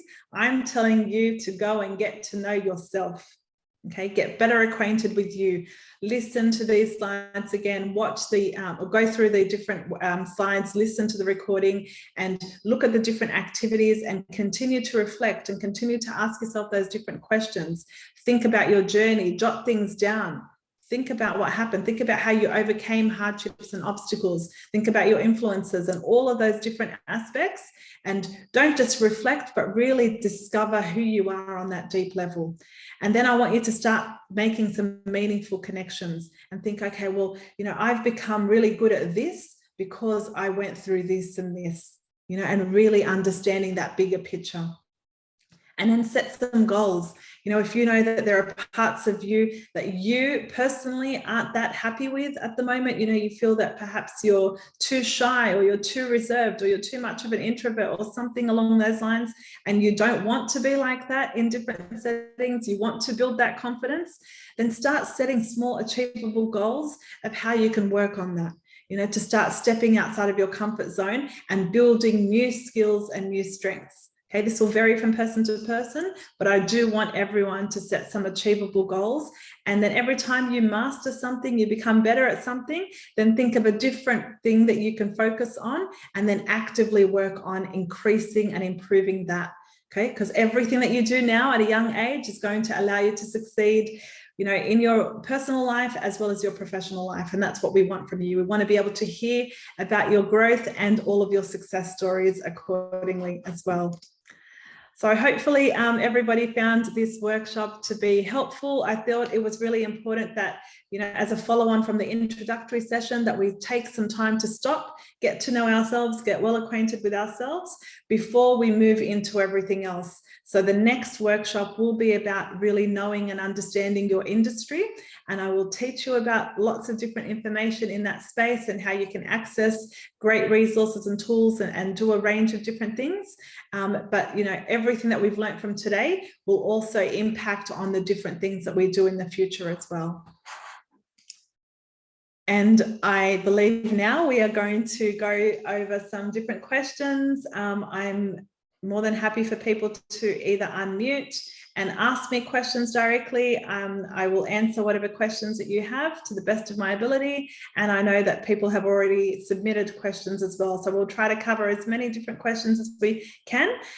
So passing over to you guys to let me know which ones you want to go with first. So do we want people to unmute first, or do you want me to answer some of those questions that you have first?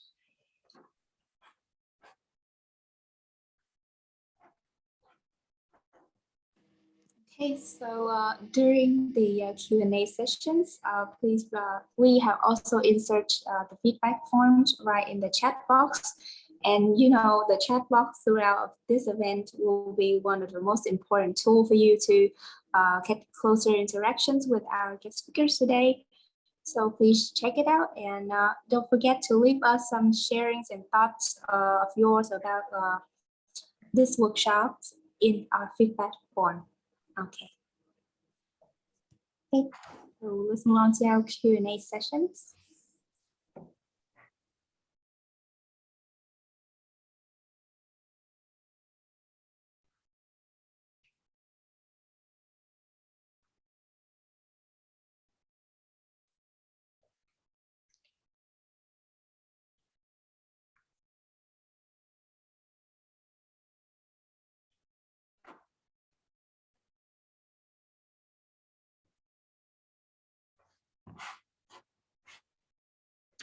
Alrighty, so thank you for the questions. I'll just have a look at some of them here.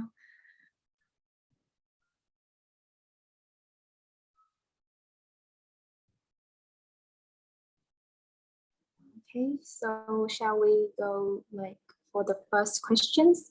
Yeah. Miss Iman. Okay, so the first question is, I'm a friendly and wholehearted person, but when it comes to working or studying, I recognize that I need to think logically so that I should do what I should do, how to deal with the situations where it's involved both. Okay. I believe, yeah. All right, so here, what I'm understanding from this particular question, whoops, if we can just scroll back up. Yep.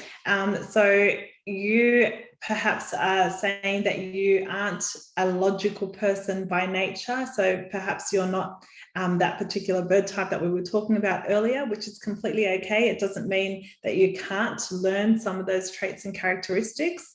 And you're saying that there are going to be situations where you need to be logical. And I think the best way to sort of answer this question is for you to manage your expectations and realize that there's going to be times where you need to step outside of your comfort zone. You need to acknowledge what's required. So if you need to work in a logical manner, in a very structured manner, in that instance, that you need to draw on the right resources, the people around you, apps, software, whatever it may be, to help you to operate in that sort of logical, structured sense. Especially if that's not, something that comes naturally to you, it's just going to be about your mindset and your drive and your desire to realize that I can do this. Even if it's not something that I'm used to, I've just got to figure out how and use others. There's always resources around us. There's always some people who are really analytical by nature, or very logical by nature, so observe what they do, learn from what they do, utilize some of their strategies, and then draw on anything else that can support you in that instance as well, whether it's apps, whether it's software, or whatever it may be, to help get you working in that very methodical, logical sort of context and manner. Hello, Iman. May I ask some points? Yeah, go for it. Okay, hi. The question is so interesting. Okay, but if we apply the methodology about personality test from Iman last time, now what kinds of animal you are?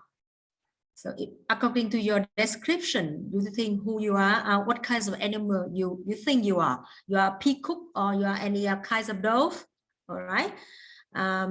Think about that, what kinds of personality you are, because each kind of personality have an advantage and some strengths and weaknesses. Nobody perfect, so no worry about that. Point you not right logic thinking, because you are good, you are hard person, heartful person, you have strengths by yourself. So the implication for personality test bring you what are your strengths and weaknesses, and you just analyze clearly your style. Okay, the first one, the first part would recommend. Yeah. You can see that you are proud of yourself. You have strength by your own. On the other hand, your friend who may be old or eager may also have strengths and weaknesses. All right. So firstly, be confident about yourself. You don't have to imitate someone else. Be yourself. The second point, if you strengths, your strength would be friendly and wholehearted. So it means find some work which is suitable to your strengths. You may join some club. You are maybe good at make some conflict lessons. So you can find some work which is fit to your strengths. Okay, you can encourage you more by yourself. On the other hand, the second implication, we can find some friend who may good at logic thinking and make friends. So we can synergize the energies and help each other very well, right? So my advice, first, be confident about yourself, accept yourself. Second, use your strengths as much as you can. So third one, find some friend to make a partnership so we can, synergize all the energies together. So that's some of the experience I learned for myself as well. Yeah, absolutely. And that's very true, right? So as I said earlier in the with that bird, the dope personality test, everybody has different strengths, everybody has different weaknesses. We want to acknowledge, appreciate and accept what we have, but realize that again, even that test doesn't define you, just like the MBTI doesn't define you. So don't look at the strengths and think, oh yeah, well I have that, and then look at everybody else's strengths and think, oh, I don't have that or that or that. That means that I'm stuck here and I can't get that or that or that.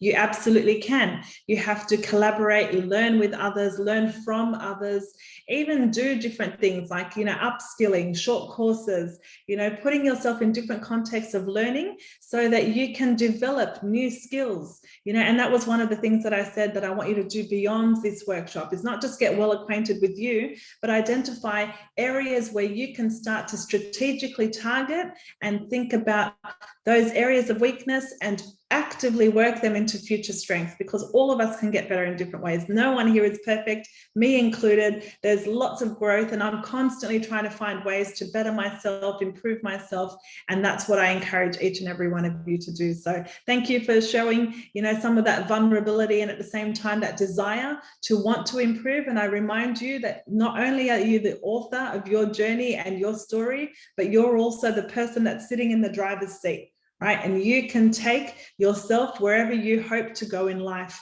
Okay, it's all going to be about your mindset and your passion and your drive and the energy that you invest in bettering yourself every step of the way.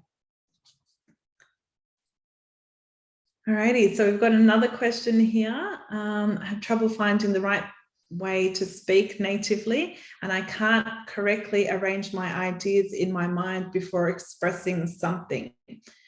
Okay, so lots of people struggle with this, right? And this is not something that's unique to you over there in Vietnam. You know, I deal with students both that are international and domestic. I deal with young students, mature age students on a daily basis. And you'd be surprised how many people struggle to be able to articulate themselves and to be able to think on the spot and actually be able to just communicate with different groups and different audiences, whether it's just a small group or a bigger group, right? It doesn't come naturally to the majority. So again, I want to remind you here to manage those expectations. Don't be so hard on yourself, but realize that there are things that you can do to grow in that space as well. And this is where you have to be a risk taker. Okay, you want to improve, you have to be willing to step outside of your comfort zone. If you just keep doing things that are comfortable, where you feel safe, you know, you're never going to change anything. You're never going to improve, right? So slowly go to different events. You know, if you're used to being at different events and sitting quietly and hoping that no one talks to you, learn to go and approach people, learn to instigate situation. When you go to your workshops and your classes, you know, turn your cameras on, participate, engage with others. All of these little things that you start doing will gradually increase your ability to be able to express yourself, to be able to and naturally, you know, share your ideas, share your thoughts, make contributions and build your confidence, and at the same time be respected by the different people that you're engaging with. So it's going to take time. It will happen gradually, but you've got to keep at it, and you have to step out of that comfort zone. Okay, you can't expect change if you continue to do more of the same. It won't work and it won't happen. I understand your point, because I had the same problem when I was studied in Australia. You know, even I got a 6.5 IELTS, but when I studied in Australia in the marketing, I got a huge trouble because almost of my subject is about presentation. And you know what I have to do every day? I stand from front of the mirror, yeah, try to explain what I want to say. I have to practice by myself from front of the mirror. You know, at that time we have no support from the internet and any software. So I'd like to share one of the experience. I improved my weaknesses. Already in front of the mirrors. I have to write. Firstly, I have to write what I want to say on the papers. I read it in front of the mirrors. And I have to do it every day. Especially I have a lot of presentation in the class. Because if I'm not past that presentation, that is a problem for me. So I do it every day. So I, in front of the mirror, I play like I say something to anyone. And then I come to my friend who also in Indonesia, international student, and we talk each other and we play like we play around, you know. And because after 2 years study in marketing, I'm not confident to talk in front of everyone. Although I know that my accent, my pronunciation is not quite good. I'm not perfect like my student, like Uyên Nhi. She's very quiet speak very natively. She's and Fab, for example, but I'm confident to say that, oh, maybe my speaking is not perfect because I'm learned English for a long time ago, but at least I can express something. Yeah, so I could share with you. Absolutely, yeah. Yeah, the way and we improve. It's good that you say that, because even with interview advice, when I help prepare people for different interviews and students, and I teach them about interview skills, that is one of the tips that I give them. You know, practice in front of a mirror, and not just practice in front of a mirror, but even record yourself. Everybody has a phone, a computer, a device. Sit there, have conversations, record yourself, not so that you can go and show it to anyone else. You don't have to share it with anyone. You watch it over, you self-critique, and then you see, you know, what can I improve? How can I improve? What needs attention? And another tip, another tip for you guys. So if you're not good at speaking, you can draw it. You can, you know, doing a body language. So I believe that each person may have any unique point. So find your unique point to express to the world. Okay, because if you're not quite good in speaking, you may draw very beautiful. You can, you know, sing it very well. So find some unique point of yourself to express. Okay, and that time you will be the only person to bring or inspire others. So yeah, and not just that as well. The other thing that I want you to think about is ways that you can actually build your native speaking sort of skills. And, you know, language is a universal thing, you know, in the sense that, you know, like myself, you're bilingual, you do speak more than one language, right? And that doesn't come easily, and it's something that you should own and you should be proud of. Right, so please don't feel like, oh, okay, you know, well, I speak a couple of languages, but English is not so great. It's a work in progress. It's going to get better, you know, and there are other things that you can do in addition to, you know, short courses and, you know, participating in things that can help build your English, even watching English movies or programs and things like that, you know, Australian TV shows and whatever. That also will help you to build on some of that, you know, not just the language, but even some of the different contexts, the different dialects, you know, and the slang, so that if you were to come over here to Australia one day, you're already acquainted with it, you know what to expect, you know what they're talking about. So it's all of these strategic little things that you do that will help you to build it and actively work on developing it in the future. Can you scroll? Oh, no, hang on. We've got another question here. Okay, so I can work well when I am alone, but when I am talking to other people, usually be distracted by the flow too much that I forget what I wanted to say, or sometimes I forget my point of view. Okay, so again, this is not something that you're going to perfect overnight, right? And that's completely okay. This is going to take practice, and it's going to take patience. Right?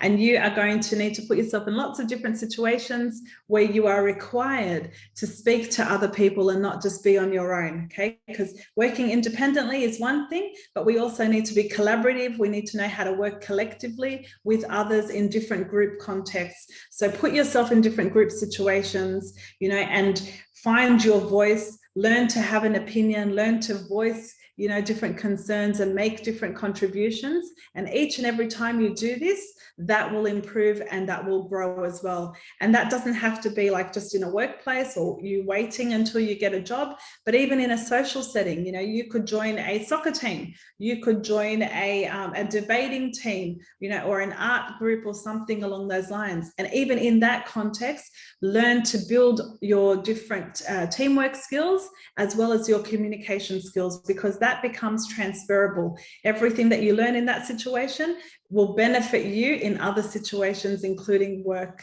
So definitely work at it and just be patient with yourself and know that it will get better.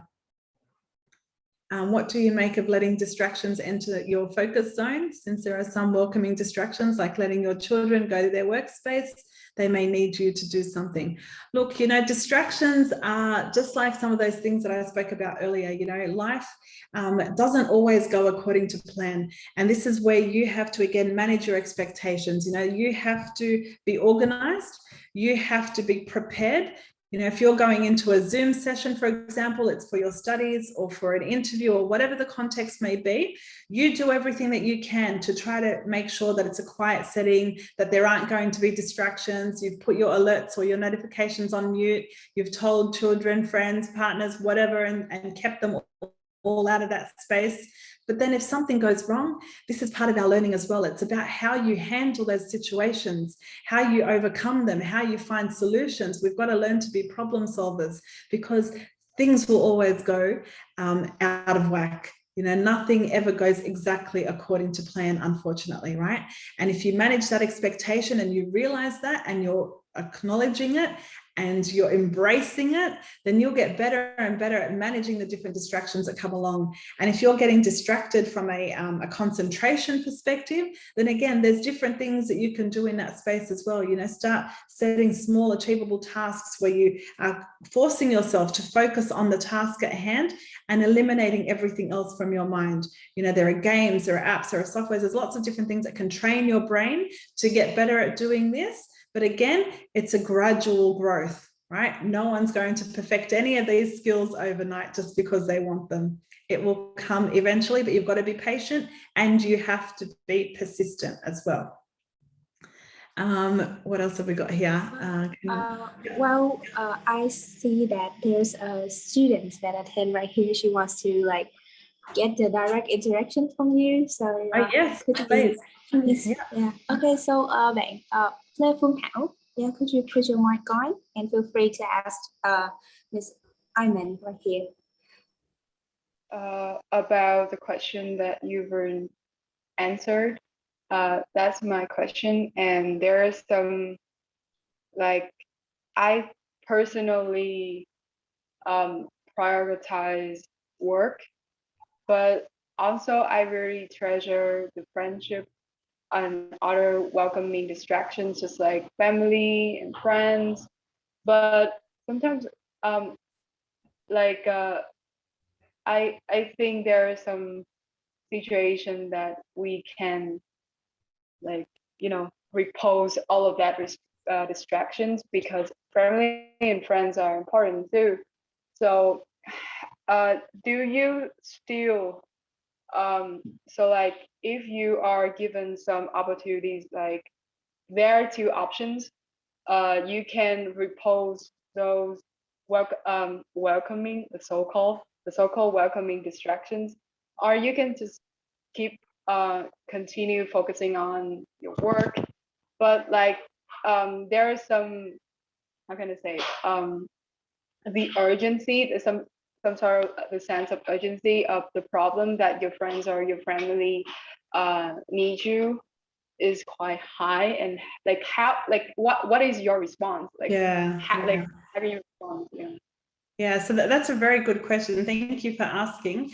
And, you know, look, the distractions in this instance here are not, you know, just those minor sort of distractions. You're talking, you know, more so like you have work, you have goals, you have different things that you're trying to focus on, but then, you know, your family needs you for something and your friends want to go out and have fun and whatever.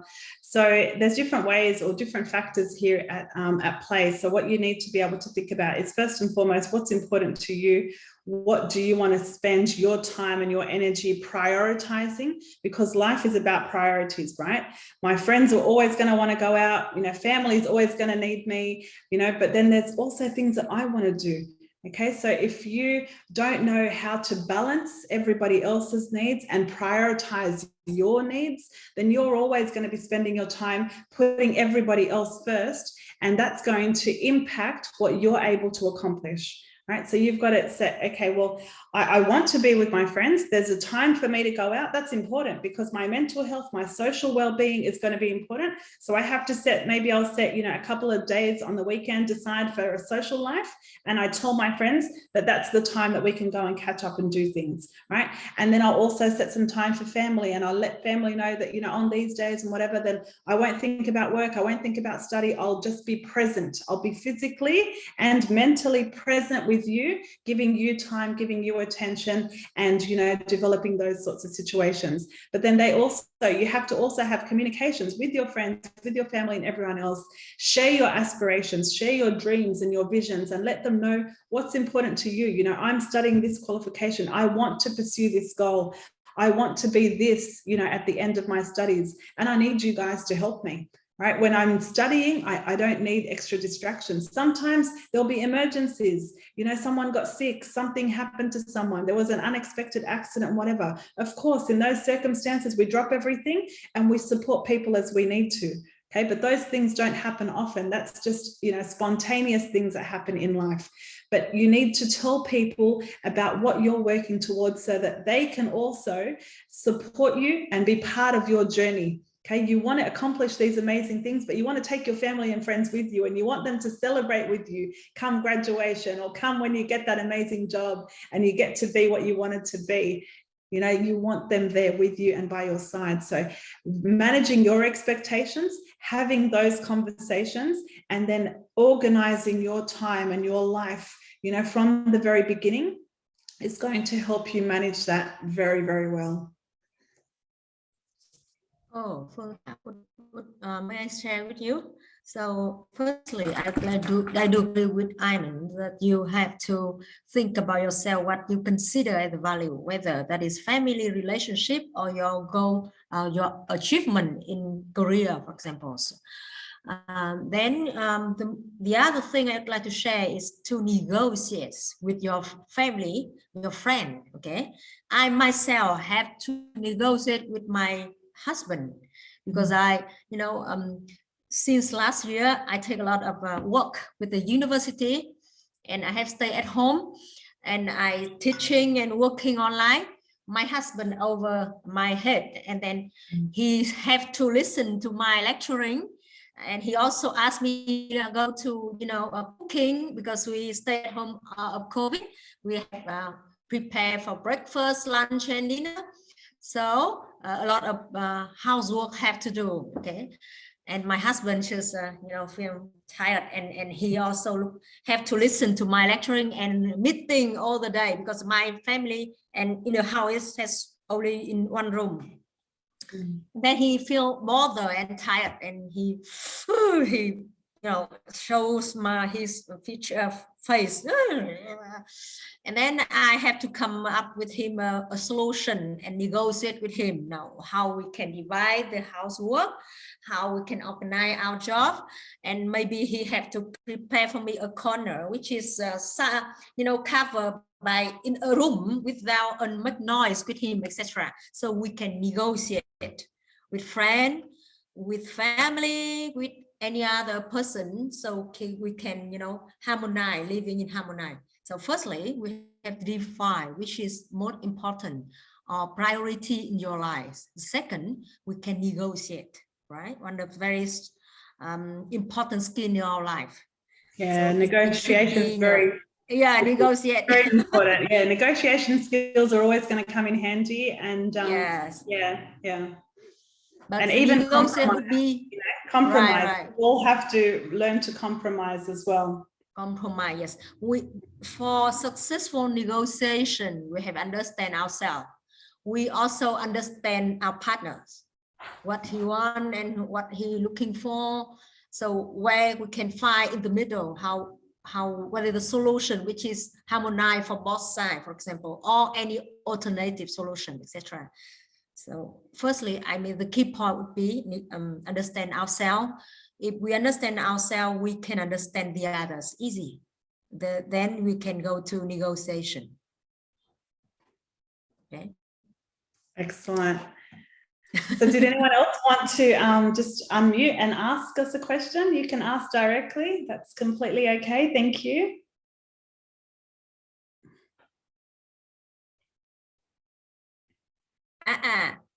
Personality test also apply for my family as well. I understand my personality. I understand my husband's personality. So I know his strengths and his weakness, what make him feel bothered. So I have to control, help me to better relationship with my family either. Yeah. So and that's with all of the personalities. Yeah. Yeah, and that's the focus today, right? We didn't want to just understand ourselves and become self-aware. What I also said to all of you from the very beginning is that this will also help you to improve your relationships with others and to understand others, both in the workplace, at home, friends, social settings. You know, hopefully after today, you'll go into different contexts and you'll start thinking and you'll realize, okay, well, that person's definitely a peacock, you know, that person's more of an eagle, you know, and that person may have had a similar MBTI, you know, response or result to me. Maybe more conscious, you know. You might be in your family, your parent, your mother, your dad also own the different kinds of personality, so you can apply for your family. And I believe that a lot of young person here may have conflict with the family, with parents, so you can know how to solve that conflict, because they are quite different personality from you. And and remember that no personality type is better than another type. We're all just different. And the most successful people are the ones that are going to celebrate, appreciate, and understand that difference and know how to draw on the strengths of each other, because everybody's got different strengths, you know, and then we all need to actively work on our own individual weaknesses as well. But yeah, definitely you'll find that siblings, you know, you and your sister, your brother will be different personality types, and that's normal. That's why lots of siblings fight. You love each other, but you fight because you have different views, you have different passions, different goals, different strengths, even though you were born in the same family and you were raised the same way. That's just the external factors, right? There's lots of other things that have shaped you to be the way that you are. Did we have any other questions that we haven't covered?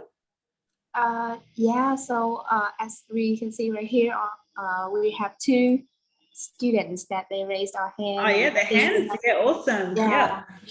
So I believe that Tung Bong, you might go first.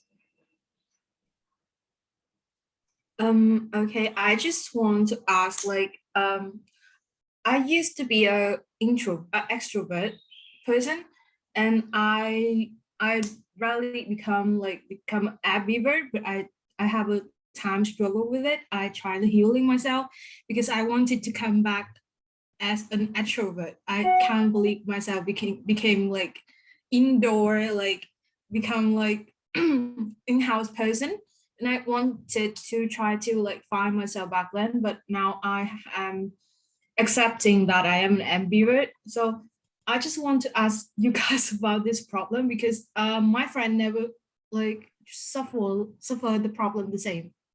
So thank you for the question. Another great question there. And this, you'd be surprised how common this question is, and this you know, it's not, I wouldn't say it's a problem, I don't think it's a problem, but how common this has become, particularly through COVID, right? COVID forced everybody to learn to be an introvert to some capacity, and lots of the extroverts really struggled, okay, because they love being around people, they love being out, they want to be social, they want to go everywhere, they want the noise, they want the craziness, they want all of that excitement. And the COVID restrictions and lockdown meant that people didn't have that, right? So they weren't feeling the connectedness, they weren't able to engage in all of the things that, you know, usually shape their personality. But then gradually, because it took so long, we were in lockdown for so long, people started to realize, hang on, you know, like there are good things about being an introvert as well. You know, not all of it is bad. It's good to be on your own and work independently and in that calm sort of space too. And then some people like yourself moved into that ambivert space and realized that, you know, there are aspects of this that I love and there are aspects of this that I love. Now you've acknowledged that you don't mind being an ambivert, but you want to go back more so to being an extrovert. And my response to you is that will definitely come back, you know, especially now that lockdowns have been eased, restrictions are easing, you know, people are out and engaging more so. There's going to be lots of social events. There's going to be events at university and events everywhere else in your life. You know, you keep going out into those settings. You keep immersing yourself in different social situations and speaking up and allowing your personality to shine through, you know, remembering that you don't have to be an introvert and you don't have to be an extrovert. You do what's natural, what you're happy with, and know that you're not going to be stuck in any one of those labels forever. right? You can move across them depending on what's comfortable for you. So definitely don't put too much pressure on yourself in that space.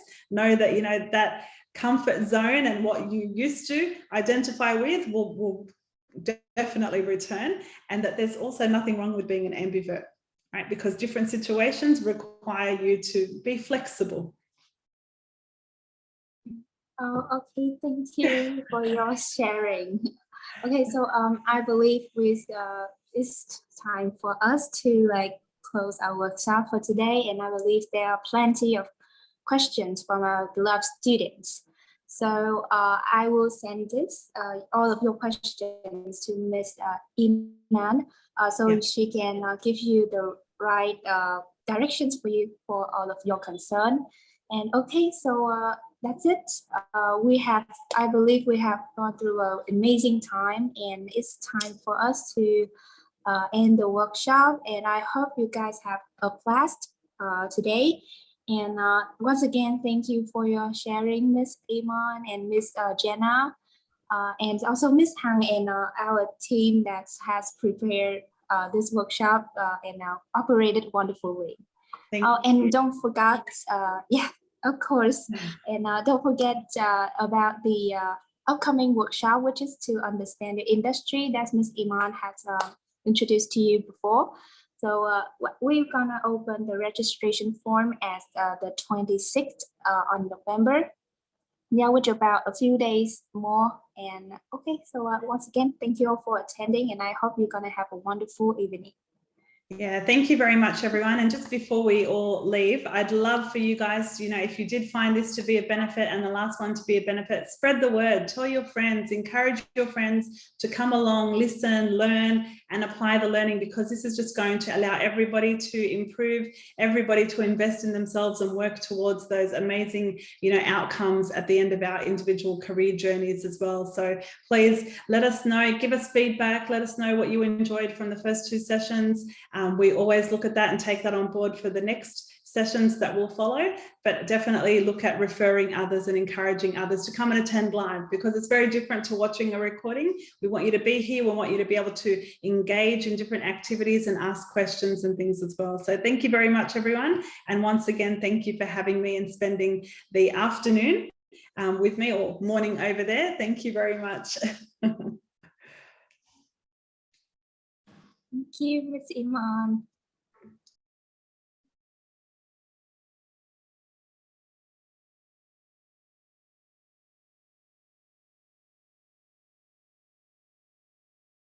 Bye, everyone. Lê Phương Thảo still have a question, Thảo. Still have something you wondering? You want to share with me? I'm still here, all right.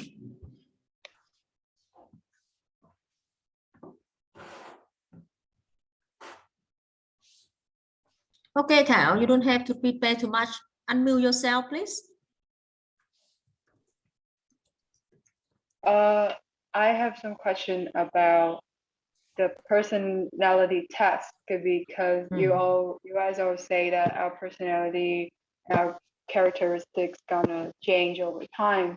So when you kind of assume someone as a peacock or a dove or an eagle, so but it's gonna be changed over time. So how gonna you deal with that? Because like you're gonna know some sort of things that is not gonna change, but some other things might change though. So my question is, because of the changeable personality, so how can you negotiate like smoothly? Okay, so wait a minute. I will share with Iman and Jenna. If you have any other meeting, you can please let us know, because I'm seeing that my student have some questions, so I'm not, I know, that's okay. I can answer a few more. That's okay. Look, on that point, I think it's, if you have Yeah, so feel free if you feel you have busy, you will have another meeting. But still, I see my student face still have some wondering. I don't want to stop because I know that if we stop right now, she may feel a little bit stressful. So I'd like to keep going until she feel free.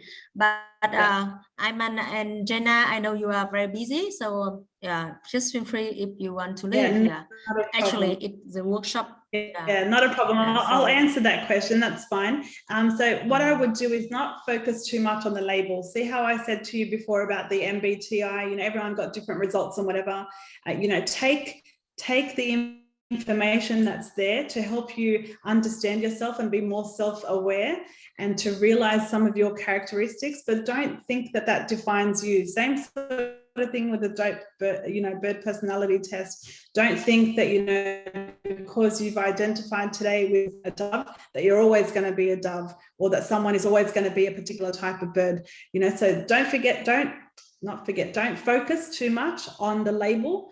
Just identify the characteristics, you know, and learn how to work with whatever kind of personality is presented to you or is, you know, allocated to you in a group activity, in a workplace, or wherever it may be. Just that knowledge that everybody's different, everybody has different skills, different interests, different strengths, different influences, values, motivators. Really understanding that will allow you to improve your relationships with whoever it is, you know, rather than focusing on the label, because the labels can and will change as people go through different things in life. So from my understanding, I think the personality test gonna give us the information about the characteristic, not about who we are. So from that we can understand more when we identify some of those characteristics. Yes. And we can formulate the solution. Yes. Okay.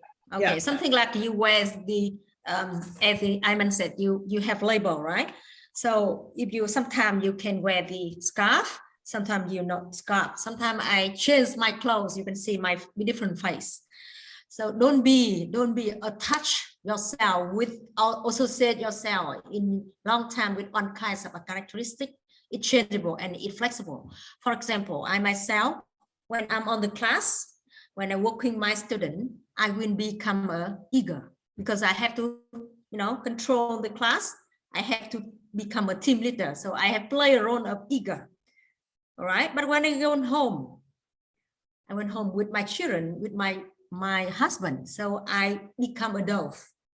I become a peacock with my friend, for example. So it depends on the situation. You can explore yourself or just your behavior in that kind of situation.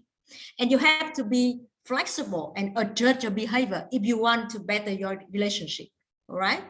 For example, if you are team leader, you play an eager at the work, at the class, but when you go home with your husband, you also become an eager. So what happened with your family? And that's really important, right? We have to be very flexible. Yeah. Right. So it is the most important that you know how you can be flexible and you observe the other in a different situation and always look other with a new look, you know. For example, today I see Tham, maybe here a little bit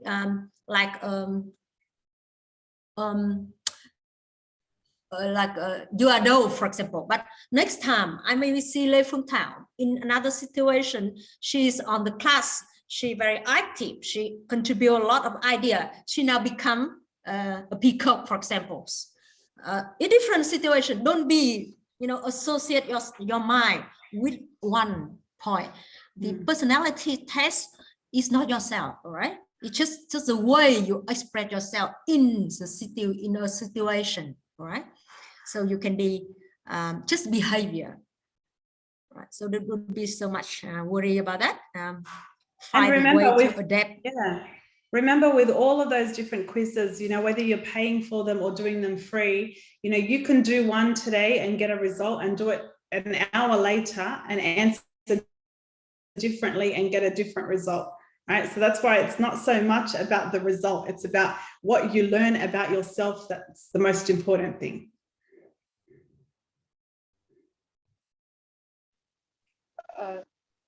I'm just gonna say that I'd be overjoyed for all of that insightful information from you guys, and I have to say this is gonna open up a new journey to self-discovery and self-mastery. And you guys, how can I say, like, you guys built me? Is it okay to say that? Because lots of time I say that, people are gonna say, oh, this is too much, I didn't do anything. Like, I just kind of like, I'm so thankful and so grateful for all of the moments we spent together. And how can I say, you guys helped me a lot, you guys got me to, you know, as I already mentioned, to self-discovery and self-mastery. And thank you so much for that feedback, because that's exactly what we want to do. We want to be able to share in your journey and support you. And that's why this series of workshop has been designed, so that you guys and all of your friends and people that you refer and tell to come along are going to be able to not just take new information and insight and stuff like that, but really, you know, engage in that self-discovery and then discover your industry and really learn how to set yourself up for success in all aspects of your life, you know. And that's exactly what we want to do. We want to share that journey. We want to support you in any way that we can. And yeah, I'm so pleased to hear that it's making an impact, a positive impact on your life already.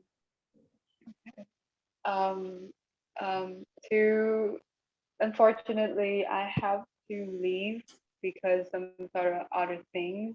But I do hope that you guys have a wonderful day today. And furthermore, I also hope that you guys can learn further from yourself, even though you guys as speakers, but I think the words that you are going to stand out, speak out to us is right, gonna touch deeper to yourself, I think. So it's a wonderful time today, and I hope everyone have a wonderful day. Okay, bye. You too. Thank you. See you later. Bye-bye. Thanks again. So I saw some students stay very late, so still have, Thank you so much. Still have so they have no question at all, so you leave. So it means that they're happy with this workshop, no question at all. No Trang, okay. Okay, so I think it's no questions. Nobody left behind. All right.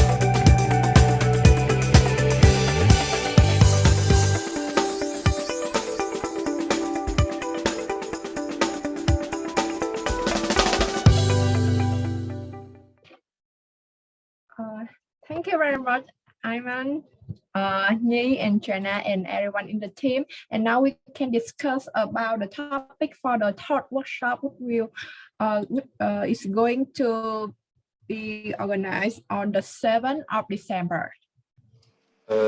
Chị ơi, hình như trong đây còn bạn. Ok, được chị. Các bạn sinh viên các bạn sinh viên làm ơn ra khỏi giùm trong team chat giúp mình nha. Bạn Lê Đức Chí Nhân em có nghe không? Lê Đức Chí Nhân ơi.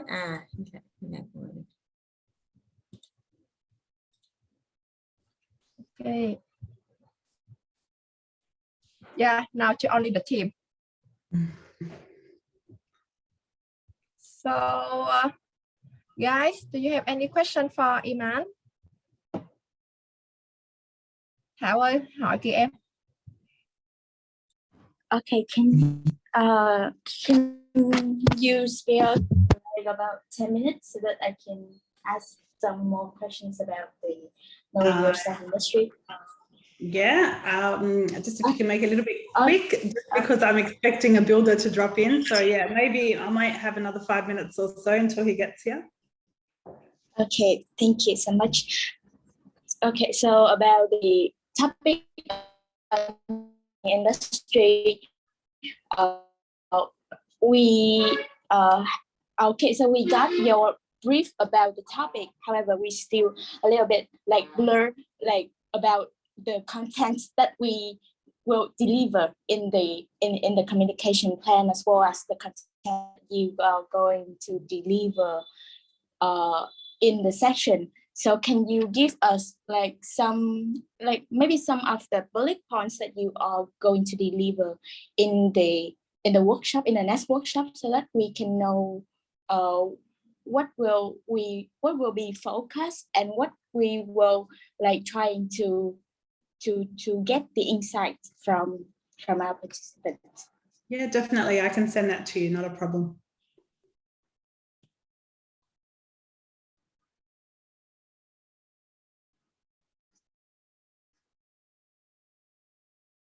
Any questions? Do you ask me? I will send you an outline for the next workshop. Okay, so don't worry. Okay. I may have to leave for another meeting, right, Iman?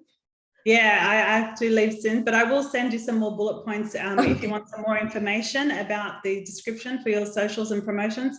I'll give you more information as to what we'll cover. Yeah. Okay. Would you please send them more in detail, and also they need time to prepare for some source of industry understanding in Vietnam, I guess, because maybe the industry's pictures in Vietnam are a little bit different from Australia's. So I also maybe need them to do some research first. They can have some understanding of overall pictures. Yes. We also have some source of career job in internet. So we may do some do some research in advance. So we also can provide information for you, so you can link your point with the real situation in Vietnam if you want. Exactly. So I'm not just going to give them information here about Australia. I'm going to try to incorporate things for Vietnam and globally as well. Yeah. Globally, yes. Because Vietnamese students, they're more interested in industry in Vietnam than because they had never lived in Australia. They may not know. Yeah, so maybe we need to prepare some local information. Yeah. Okay. Yeah. Not a problem at all. They're looking for your guide. Yeah, they can do the research by themselves. Yeah, they can provide you information, so you can link to your presentation. Yeah, will do. And I just want to also say thank you to all of you. You're doing an amazing job behind the scenes, preparing and organizing and doing things. So well done, especially to all of the students. I know it's not easy, but this is part of your growth as well. It's going to help you with your careers, and your developments. Well done. Yes, you're right. They did a good job this time. The number of students to join increase double, and then they stay for long, and a lot of questions. The organization also be much more careful, and in the perfect order, so no mistake at all. So thanks for the team. They work very well. Thank you. And Iman, and we will collect the feedback and their question, the unanswered question, and send it to you maybe this week. Yeah. Look forward to it. Thank you so much. We have to let Iman left. I'm sorry. I'd love to stay around and keep talking for a long time, but next time. Okay, so let's go. Bye bye. See you next week. See you next week. All right, take care everyone, and thanks again. Okay. See you later. Bye bye. Mấy đứa đi ăn cơm đi đói rồi đó. Bye. CC Hằng thì thôi, bye bye, ăn cơm đi nha, good job this time. Dạ rồi. Thay thì nha, cảm ơn các bạn. Cảm ơn cô. Cảm ơn cô.